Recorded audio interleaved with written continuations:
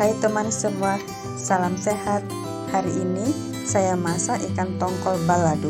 Masakan yang cukup sederhana dan bahan-bahannya mudah didapat. Bahan-bahan yang saya gunakan yaitu ikan tongkol kurang lebih 800 gram, sudah saya potong-potong, gula dan garam, 2 buah cabai merah keriting saya iris-iris, batang serai digeprek. Kemudian bahan-bahan yang dihaluskan: cabai merah keriting, cabai rawit merah, bawang merah, bawang putih, jahe, dan tomat.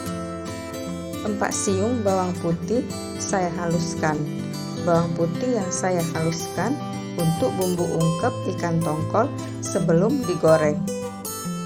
Kemudian ungkep ikan tongkol dengan bawang putih yang telah dihaluskan dengan menggunakan air secukupnya, kurang lebih 10 menit.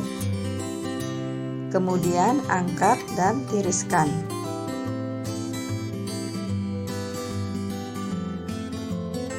Ikan tongkol yang sudah kita ungkep, kemudian kita goreng sebentar saja.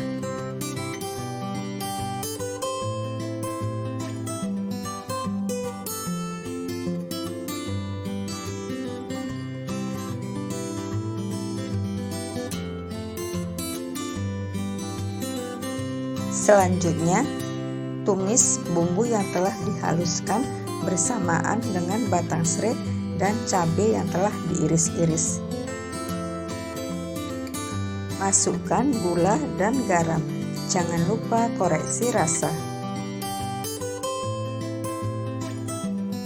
Setelah bumbu terasa harum, masukkan ikan tongkol yang telah digoreng, kemudian aduk dan diamkan beberapa saat sampai bumbu meresap.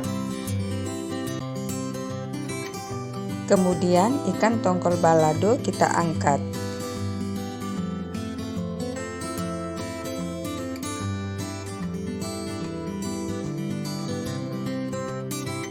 Ikan tongkol balado siap untuk disajikan. Ikuti terus ya video saya. Terima kasih.